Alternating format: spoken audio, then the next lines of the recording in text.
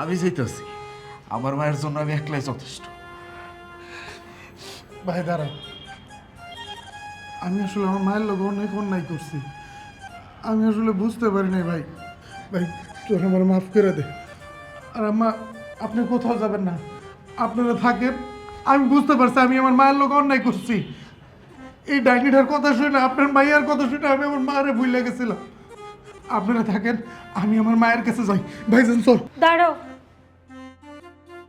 তুমি একা যাচ্ছ কেন? আমাকেও সাথে নিয়ে যাও। ভুল তো তুমি একা করোনি, তোমার সাথে এই ভুলটা আমিও করেছি। আমি আমার মায়ের কাছে আমার মায়ের পা ধরে আমি ক্ষমা চাইতে চাই। উনি যদি আমাকে ক্ষমা না করে তাহলে আল্লাহ আমাকে ক্ষমা করবে না। তাড়াতাড়ি চলো। না না, আমরাও যাব। তোরা একা যাবি মানে? বিএন সাহেবের সাথে আমারও অনেক কথা আছে, আমিও ওনার কাছে ক্ষমা চাইবো। চলো। চল চল।